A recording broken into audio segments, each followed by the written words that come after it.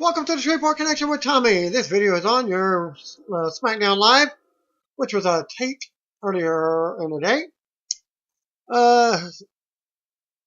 Other wrestling news as well, and the WWE main event. They taped out of order for the whole entire evening from Glasgow. But as normal, we're going to start off with birthdays. Ted DiBiase Jr., born 1982 on November the 8th. Okada was born on November the 8th, 1987. Tomorrow's birthday, only one, Chris Jericho, born 1970. Scott Armstrong on Twitter said that his brother Brad Armstrong died a year ago. Actually, 4 years ago. So this is the fourth year anniversary of his death, and we lost a great in-ring performer, better human being, our brother, Brad Armstrong. Also, WWE Road Dogg, R.I.P. Brad. Hashtag. Billy Corgan threatened further legal action against TNA if he is not reimbursed by Anthem Sports and Entertainment for the loan he provided the company.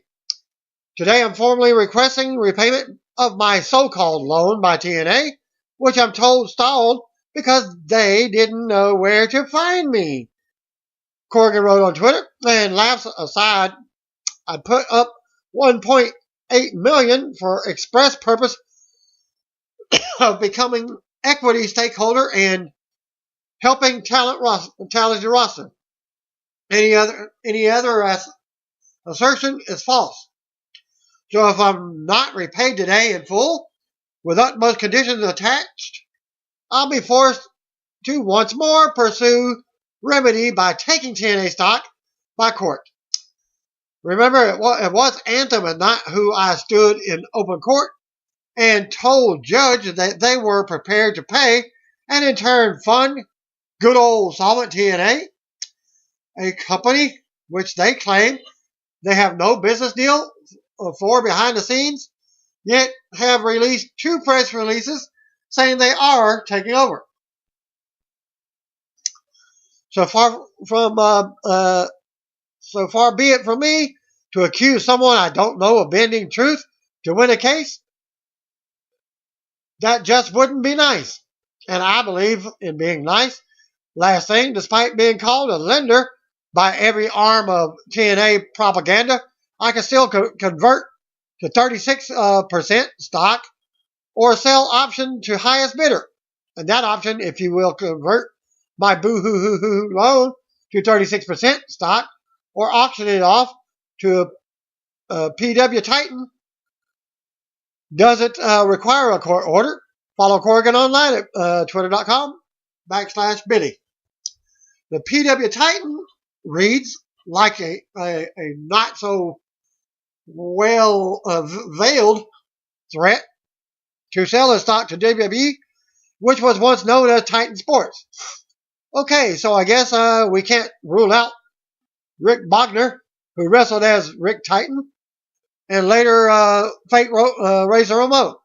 All jokes aside, it is ridiculous that Anthem issued a press release and told a judge that they would reimburse Corgan for the loan, yet did not have a plan in place to do so on the November 1st deadline. If Anthem owner Leonard Esper is a wealthy, as been conveyed, then this should be a simple transaction. I would like to let you know if Anthem issues another public response to Corgan. AAW wrestling results from Marriott Park, Illinois. A report by Michael Blanton. There's another fun show by AAW this past Friday at 115 Bourbon Street.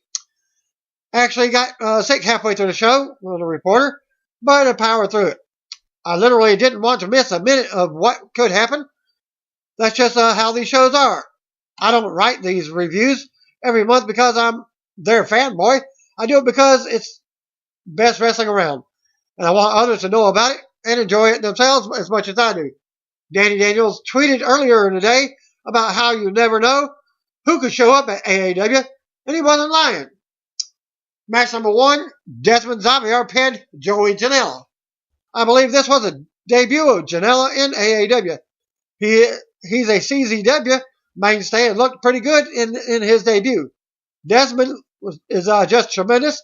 He floats around the ring like no one else. And trust me, I know the company he shares the ring with. He is smooth and as slick as and improving month by month. A lot of back and forth in this match, but Desmond was able to pick up the victory. After the match, the Killer Colt came out with JT Davidson and interrupted the DX celebration. Sami Callihan, formerly of NXT, revealed that Desmond was a protege of his and that Desmond needs to learn his place and to get to the back. Desmond complied, but I don't think that that's going to be the end of that issue. Sami and gang were bragging about their accomplishments when they were interrupted by Eddie Kingston and Homicide. They challenged them for later on and laughed at the thought that it was 2-on-3 because they had a partner in Sami and OI4K were going to have to wait to see who it was. Match number 2, Kimberly defeated Jessica Havoc and Heidi Lovelace in a 3-way dance. This was all a fun match. All 3 girls have been in the ring with each other numerous times in one form or another, and it always clicks. We saw Havoc laying down a pretty brutal offense to the other 2 until she faced a flurry of double team moves. The finish saw Kimberly pin Havoc after a swanton. Match number 3, Besties in the World beat an officer and a gentleman to retain AAW Tag Team titles. Dan Barry and Chuck Taylor are such a fun team. BITW are also a fun team. This made a very fun match. I noticed that Barry had his working boots on in this match. Never seen so much offense from him. It was a welcome surprise. Chucky T wrestled Davey Vega last month in the JLMT. He remembered that Vega bit him in the crotch and asked him not to do it again. Vega said he wouldn't. Davey just has such an honest face. Why would he lie? Well, a bit later, he absolutely bit Chuck in the crotch once again. Fitchett was impressive in this match, as always. Any one of these 4 dudes could be a great singles wrestler. So we were lucky. The ITW were able to retain the tag team titles. But everyone had a great time watching this one. Match number 4, AR Fox beat Jack Evans. Evans had a shot before, but blamed it on bad officiating. So he talked himself into another shot. I really enjoyed their first match, but I thought this one topped it by a lot. These guys flew through the sky the entire time. Evans was really laying it into him the entire match. He said he was going to smash his head in, and it definitely looked like he was trying. AR Fox had so many offensive moves, both aerial and on the ground. He was able to best Evans once again. But no one looked like a loser after this one was over. The crowd was really into the entire match, and both guys were showing appreciation. I wonder who Fox will be defending against at the Windy City Classic coming up later in the month. So many intriguing options. I know 2 stars who was going to be in that particular event. Congo Kong defeated Jeff Cobb in match number 5. Let's just start off by saying Jeff Cobb is the strongest dude in the world. I love the guy, and Congo Kong is so impressive for a man his size. But when you look at Kong, you don't think he can be suplexed. But not only was he suplexed multiple times, he was held in the effing air by Jeff Cobb. This guy's legit. These guys beat the crap out of each other. The hardest hitting match of the night, possibly between this and the main event. Back and forth the entire way through. Kong finally put the strong suplex master away with a giant splash from the top rope. Great match.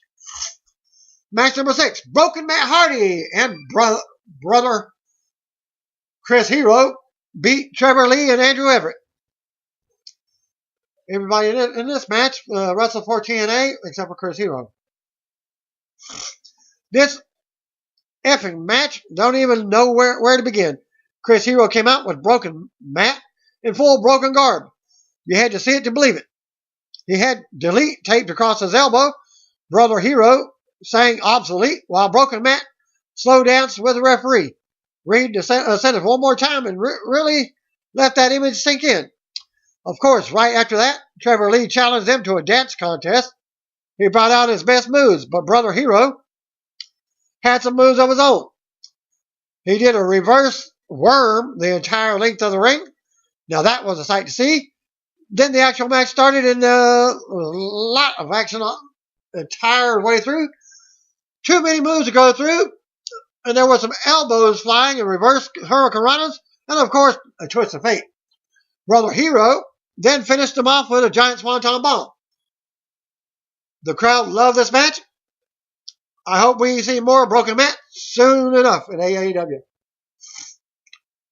Match number 7, Zack Sabre Jr. defeated Prince Ali by submission. I've seen this before and have no problem repeating myself. You are a lucky person if you get to see ZSJ one more time in person. But here in AEW, he's here every month. It's incredible. And on this night, he had Prince Ali. Ali had a great JLMT showing last month. So this match was full of questions for me. Watching these two guys work with each other was beautiful. Yes, I'm saying beautiful in regards to wrestling match. It was just so great. Ali showed his heart in this one. I was very impressed. Finished all Zack Sabre Jr. reverse a top rope maneuver attempt by Ali into an armbar in midair. It was nuts. He soon got the submission. Fantastic match. Match number 8, Eddie Kingston, Homicide and Low Key defeated the Killer Cult. Sami Callihan and Chris brothers had no idea what to expect in the main event. Eddie Kingston and Homicide came out and stood on the ramp as they waited for their partner to be unveiled. Low Key, formerly Caval, WWE.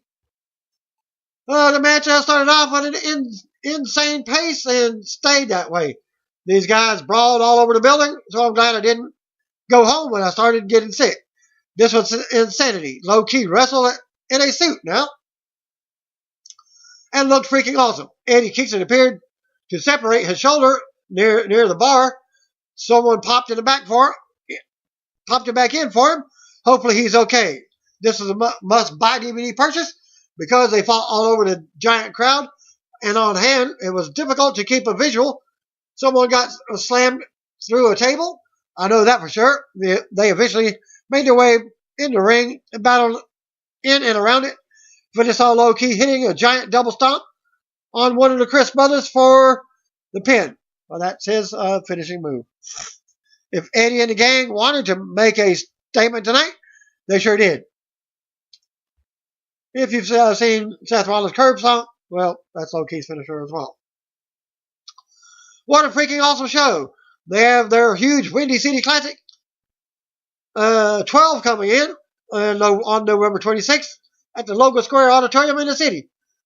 That talent already announced was Pentagon Jr., Ray Phoenix, Ray Horace, Dragon Estaca, Brian Cage, Jeff Cobb, Eddie Kingston, Homicide, Low Key, and the AAW debut of Trent Beretta. And Chris Hero finally gets his shot at the AAW Championship against Sami Callihan. And I know they will stack the show up even more. I'm telling anyone that's near or willing to travel, don't sleep on these shows. You'll regret it. Pancakes and Power Slam podcast with Garret Bischoff. Hosted by Chris Featherstone. Interview at Blog Talk Radio. What wrestling is lacking today, he comments. What's special about wrestling back then we like today is the magic. With the internet and everybody has got a phone, Instagram and Facebook and social media and YouTube and everything else. It's just the magic isn't there like it used to be. It's not as special as it used to be from a viewer's perspective. On the Aces and Eights angle he had in TNA, it's unfortunate how it ended. It was one of the coolest things going on. That kind of thing had been seen in a long time. Not saying it hadn't already been done. It just hadn't been seen in a while. Something like the Raw kind of edgy faction. It was fresh and a lot of fun. It was getting a lot of good traction and reaction. On the stage of TNA, fans suffer and the talent suffer. So I want to see TNA do good. I want to see all wrestling companies do good because it gives people places to go and places to work. That's the whole thing. At the end of the day, when people allow themselves to get wrapped up in the bitterness of everything, they're missing the whole point. Wrestling is a passion, and I don't want to see anybody not be able to pursue their passion because of stupid stuff.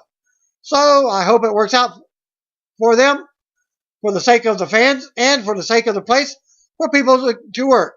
And I don't want to see any of my brothers and sisters out on the rear ends because of something stupid. Well, two-man power trip wrestling podcast with Tommy Dreamer, hosted by John and Chad. Interview available at tmptow.podomatic.com. I'm being viewed as the Godfather, like many, like mentor and talent like AJ Styles, turning to him for advice on how to utilize psychology. Honored that guys say that for Kevin Thorne and for Just Incredible. I did have a big hand in their careers. AJ Styles was always, I hate to use the term phenomenal, but with AJ, he is amazing. I was only ever nervous wrestling two wrestlers, one of them being The Undertaker and the other being AJ Styles, because I knew just how great he was. When I left WWE, I had a chip on my shoulder, and I felt I had something to prove, but I knew he was better than me, and I didn't want the fans to feel like AJ Styles had to slow down to keep up with Tommy Dreamer. I wanted to be look at Tommy Dreamer keeping up with AJ Styles. Him and I clicked from day one in the ring, and we become awesome friends, and I couldn't be prouder of AJ Styles. With Just Incredible, I just had to give him confidence because I once was where Just Incredible was, where I was begging and trying to get over with the fans. When he came to ECW, I pretty much took him under my wing to get him over because I saw his talent. The same also goes for Kevin Thorne. Kevin is a big dude that looks great and who just worked 2 shows for me. And as soon as he came to the back, I told him that he is moving better than ever. A lot of times when you would come to the back in WWE, they don't tell you anything. You don't just need a good job. You need that position reinforcement or positive reinforcement. Or if you do something wrong, we are all grown men, so you don't need to yell at people or chastise people. It is looking at it like with sports mentality, and I'm a coach. If you score a touchdown, I love you. If you fumble, I don't love you, but I won't fire you. I will continue to give you opportunities because you stick with your guys because they are your guys. On having Terry Funk as a mentor and working the last House of Hardcore show in Philadelphia in September. For me, it was Paul Heyman who did a lot, and also Raven really helped Tommy Dreamer take it to the next level. But it was Terry Funk who straight up said, be yourself because nobody can tell you how to be you. To grow a goatee and make me look better, look tougher, and when I become his age, I will hide a double chin. And he is now right because now that I am his age and I have a beard because I have 3 chins. So he is the Nostradamus of professional wrestling. Besides the fact that he can always make me cry, you just think about the contribution of Terry Funk. I really view him and Mick Foley as my mentors as well as Paul Heyman, but it was Terry who really took me under his wing and has always been there for me. He is just an amazing man. And when I talked to him after that show, and we started talking about what I said to him years ago, and he remembered exactly word for word what I was trying to get over. And this was a 70-something-year-old man and not the best of his health, and he still remembers. He still watches the business, and we talk like every 2 weeks and just to check in on him. He is so in tune, and he'll probably have another 10 retirements, but this business would not be the business it was and is without Terry Funk. on Terry Funk being responsible for so many wrestling moments and careers. He is the one who told Hulk Hogan to call Vince McMahon. He's the one who found Ted DiBiase. He was the first person to give Bob Backlund a break, and he saw something in Bob Backlund. He found Stan Hansen. If you really look into it and start seeing the great wrestlers and how they emerged, they all have Terry Funk's story. I'm reading Jack Briscoe's book, and Jack Briscoe says that when he met Terry Funk and Terry Funk took me under his wing, I was just like, holy crap. I called Terry about it, and I said, do you know how many NWA and WWF title reigns you are responsible for? He just says Stan was a good guy and Jack Briscoe was a great guy. And that is just Terry Funk.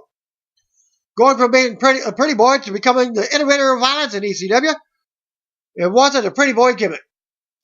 It was true. I was handsome, damn it. It was funny because it was the 90s, and I thought that it was what I had to do to make it. Paul Heyman helped me out a lot. Taz helped me out a lot.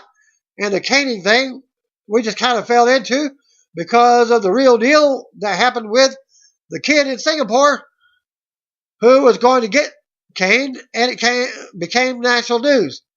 Taz had said when I was struggling to get over that people had liked my wrestling, but they couldn't get over my gorgeous looks, which is absurd. Taz told Paul Heyman that he had dropped me on my head, and I was tough, and you just have to show this toughness, and that's what he did. But that was the beauty of ECW. There was another guy that wore a wetsuit and was a surfer, and his name was the Sandman. People didn't really care much about him, but we saw him in the back, and I can remember it. I can remember it like it was yesterday. He was sitting in his underwear, and he was drinking a beer, smoking a cigarette, telling jokes, and we said, that is what you need to put on TV, and that is what we put on TV, minus him being in his underwear, and it worked. Following matches were advertised for Shine 38 event that will be broadcast on Flow Sports from Weber City, Florida at 8 Central Time, 9 Eastern. Ivelisse with ACR versus Vanessa Craven for the Shine Championship. Allison Kay versus Lufisto in a number 1 contenders match. Mercedes Martinez versus Andrea in a no disqualification match. Sweet Saraya Knight versus Su Yung. Thea Trinidad and ACR versus Amber O'Neal and Kanani Brink. Jamie Jamison versus Raquel. Rhea O'Reilly versus Rachel Ellering, Paul Ellering's daughter. Leva Bates versus Jessie Bale Smothers. Tracy Taylor versus Miss Rachel. Priscilla Kelly versus Chelsea Diamond. Aria Blake versus Brandy Lauren for the ACW Women's Championship. This is a great first event that Flow Sports will broadcast since announcing their exclusive deal to broadcast WWN live events. More info on the show, visit flowsports.tv. PW Insiders reporting that Dixie Carter held a press conference calling for members of TNA roster and crew. Also in attendance was your Anthem Sports Entertainment, Eric Nordholm, as a member of the board of managers, and said that the board will be guiding TNA going forward. Dixie praised TNA's new relationship with Anthem and said that they have injected capital and resources into the company that will bring it to the next level. Nordholm also addressed the roster, and the roster praised them for their hard work. He also said that the new agreement will be a great opportunity for both the Fight Network and TNA.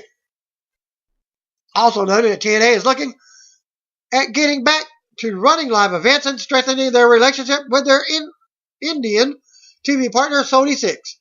The idea over the top streaming network featuring TNA content was also mentioned, possibly going to the Flow Sports as well. Well, you got the Fight Network as well too. Regarding TNA creative changes, Dixie confirmed that Billy Corgan is no longer with the company and that David Lagana resigned last week. Dixie said going forward, they will be going back to a collaborative effort with John Gabrick, Matt Conway, and Madison Rain doing storyline bookings for doing creative work. And they're also looking to hire more creative writers. WWE just announced Tom Phillips is scheduled to join Mauro Ranallo, JBL, and David Otunga on SmackDown as the fourth member of the SmackDown commentary team. As you hear below, SmackDown Live has a new addition to its announced team. Tom Phillips, announcer, joins play-by-play and commentators Mauro Ranallo and David Otunga also on color commentary. JBL giving Team Blue a 4-man booth every Tuesday night at 7 Central Time on the USA Network. As Phillips made his debut in 2012 on NXT, where he announced NXT Arrival, WWE Network's first live in-ring broadcast. Fear not, NXT Universe, in addition to joining SmackDown Live, Phillips will still call the action on WWE NXT every week. And in this video link, former ECW World Champion and current Ring of Honor announcer Steve Corino is in Orlando, Florida this week, working as a guest coach for the WWE Performance Center. The latest episode of WZ Weekly, featuring the latest exclusive road report interview from WZ Weekly field correspondent Joe Dombrowski. In it, Joe called up with former NXT superstar Solomon Crowe, a.k.a. Sally Callahan. Well, I just told you a little bit about Sally Callahan and the results for the AAW event. He comments on if he's happy with the decision he made to leave NXT and what his new life is like back as an independent contractor. Well, Sammy comments, first of all, I never regret anything I do. You've known me for years. I've made some bold choices in my life, but I will stand by every choice that I've made, and I will one day face judgment for the things I have done. That's here nor there. I create my own future now. I have that tattooed on my chest now for a reason. I create my own future. I am not a person who can just settle for a paycheck and be the second best. I want to be the top guy wherever I am. If I had to leave just to show them why they hired me in the first place and why a 5'10" kid could draw money and connect with the audience, then so be it. If I can get back to WWE, great. If I don't, I will live and die going down as me rather than being something I'm not. Well, news reported from yesterday, a fight took place between Sin Cara and Chris Jericho while the Wild Crew was in England over the weekend. Well, this was reported on Sunday. I just found it today. According to F4W Online, an incident happened while the crew was traveling from Leeds, England to Glasgow, Scotland for Raw. The report noted that Sin Cara was making annoying noises while on the tour bus, and he kept making the noises after being told several times by people to stop. This led to Jericho more forcefully telling Sin Cara to stop. Sin Cara reportedly told Jericho to F off, and words were exchanged. Sin Cara threw wild right at Jericho before others jumped in to break it up. Jericho then bit Sin Cara's finger during the pull apart. Sin Cara was then kicked off the bus. One account noted that Sin Cara snapped in about 2 seconds without any warning or reason.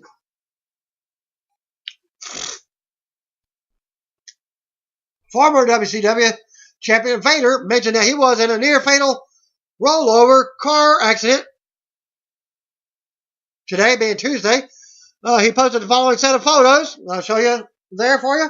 It says he was trapped inside the car. So I'll give you a picture of his facial damage as well as car damage. He could have died in it. What have you? As he was trapped in the car for nearly half an hour. While he remained unconscious, he commented on Twitter at It's Vader Time. Was I in a rollover accident healing up in? Bowl, I took like an effing conehead. It's Vader Time. Big Vader tweeted Social Justice Rogue. Near fatal, I was unconscious and trapped in the car upside down, knocked out for about 35 minutes, close to an hour. It's Vader Time again. Rolled it over twice. I was locked in. I looked like a giant pinata. That Bingent is where my head was. A very thankful Vader time. It's Vader time again. Last tweet. I walked away from this rollover.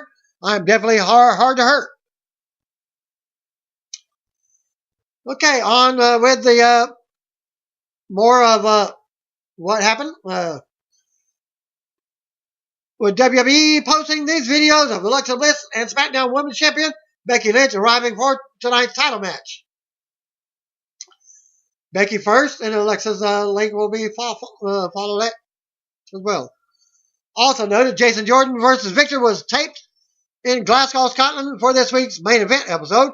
After SmackDown ended, they taped another main event match as the Usos took on the Hype Brothers.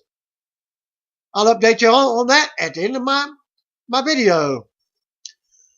On this Twitter link, twitter.com/WWE, a video with Fashion Police, Tyler Breeze and Fandango confronted the villains backstage after their match that they had on SmackDown. The Miz versus Intercontinental Champion Dolph Ziggler with the title on the line will take place on next week's SmackDown from Wilkes-Barre, Pennsylvania. This is the 900th episode of SmackDown with an appearance by The Undertaker and Edge returning with a cutting edge show for advertised for next week. Well, I told you, brothers and sisters, that he's coming. None other than The Undertaker. Told you last week that he was coming. Curtis Axel and Bo Dallas didn't get a chance to continue their feud on this week's Raw from Scotland, but the two did work separate matches for Superstars. Axel did continue the storyline on Twitter last night during Raw. At Real Curtis Axel says, been sitting in the parking lot, walking the halls, making phone calls, looking for at the Bo Dallas. Brother, hope you find me before I find you at WWE. WWE's authority figures are set to address the state of WWE Universe next week after Raw. Live debate special will see Daniel Bryan, Shane McMahon, Mick Foley, and Stephanie McMahon take on the topic on the WWE Network immediately following next Monday's episode. Probably talking about the pay-per-view. And it's debate style where you got election time. And since I'm doing this video, I haven't heard the results of who's going to be our new President of the United States. My vote, I was voting for Trump. WWE taped the following matches today in Scotland. Like I said, Jason Jordan defeated Victor. Usos defeated the Hype Brothers. That's quick results, but stay tuned for more detailed at the end of my video. Rory, who was at the SmackDown tapings, as well as Raw, posted the SmackDown spoilers, as well as your main event spoilers. Team SmackDown kicked off the show with Shane McMahon, Baron Corbin, Dean Ambrose, Luke Harper, Randy Orton, Bray Wyatt, and the World Heavyweight Champion AJ Styles. James Ellsworth was also there for a pop. He's announced as the SmackDown mascot for Survivor Series. Shane makes Bray Wyatt, Harper, and Orton versus Ellsworth, Ambrose, and Corbin for tonight, which was your main event. Naomi defeated Natalya with Nikki Bella on commentary. Well, my feed kept on going on and off on 2 or 3 different sites, so I did not get to see the entire episode of SmackDown. The finish saw Naomi roll Natalya up after Carmella came down and argued with Nikki at ringside. Well, I did see that. And that set up the finish. Backstage with Ambrose and Ellsworth, Baron Corbin has informed Shane he's not working tonight's main event. He said, well, I'm not working. I'm not happy. I'm not doing the show. Well, Shane makes a match instead. Corbin versus Kalisto and puts Kane in the main event. So Baron Corbin was exited out of King of SmackDown. Corbin versus Kalisto never started as Corbin attacked before the bell. Corbin fell from the apron and clutched his knee, leading to Kalisto working the knee over in the segment. Referees checked on Corbin, and that was the end of that. I didn't see that one because my feed went out, like I said. A big promo for tonight's women's title match. Daniel Bryan and Shane backstage. Corbin suffered an injury and is off Survivor Series. His replacement will be announced later in after your main event. SmackDown's Women's Champion Becky Lynch retained over Alexa Bliss by submission. There was some controversy as Alexa's foot was on the ropes. Well, the hold was broken with her hand on the ropes, but Becky didn't actually let her go. She pulled her back to about a foot or two, spun her around, and she still got her foot on the ropes. Referee was out of position. So, that was it. So, retained her title. Kalisto versus Brian Kendrick for the Cruiserweight title was announced for Survivor Series. Stipulation to this, if Kalisto wins, the Cruiserweight division leaves Raw and comes to SmackDown. Kurt Hawkins defeated Apollo Crews with a handful of tights. Did not see that match. My feed was out. Bray Wyatt, Luke Harper, and Randy Orton defeated Dean Ambrose, Kane, and James Ellsworth when Wyatt, his sister Abigail, on Ellsworth. And we go after the match. Shane and Bryan comes. We're backstage. Shane reveals that he will be the final member of SmackDown, replacing Baron Corbin as SmackDown ends, as they made it back out to the ring to reveal that. And they do the yes, champ. In my opinion, there's two kind of stipulation matches. If Ziggler loses the Intercontinental title, well, Sami Zayn takes the title back to Raw. So my guess, if he loses, Sami Zayn gets the title, takes it to Raw. Well, that's going to be your spoiler for the other one, because the titles are just swap hands.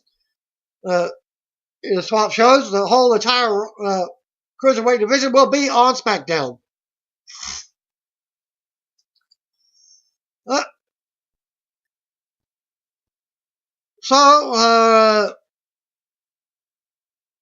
We got SmackDown superstar Kalisto facing Brian Kendrick, who's a Raw superstar, for Kendrick's Cruiserweight title at the November 20th Survivor Series pay-per-view.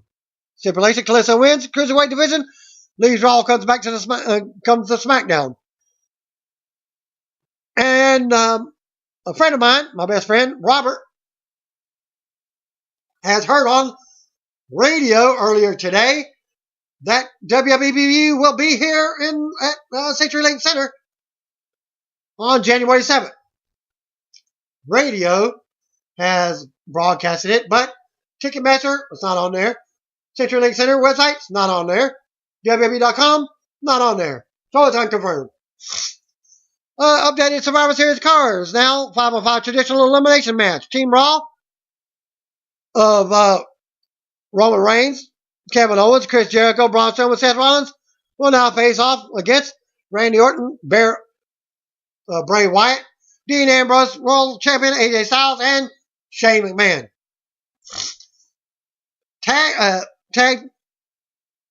The women's matches. 5-on-5 traditional match. Charlotte, Bayley, Nia, Alicia, and Sasha versus Coach Natalya, Nikki Bella, Naomi, SmackDown Women's Champion Becky Lynch, Carmella, and Alexa Bliss. 5-on-5 traditional elimination tag match. Raw Team Champions, Tag Team Champions, The New Day, Sheamus and Cesaro, Enzo Amore and Big Cass, Gallows and Anderson, Primo and Epico. Versus Team SmackDown, Tag Team Champions Heath Slater and Rhino, Zack Ryder and Mojo Rawley, Chad Gable and Jason Jordan, Jimmy and Jey Uso, and another team to be announced. Intercontinental Champion match, Ziggler versus Zayn. With that stipulation, Zayn wins. The title goes to Raw. Cruiserweight title match, Kalisto versus Brian Kendrick. If Brian Kendrick loses, Kalisto wins the title, and all of the superstars from Raw for the Cruiserweight division will be on SmackDown. Brock Lesnar versus Goldberg. Well, here's the results, a little bit more. As Jason Jordan and Victor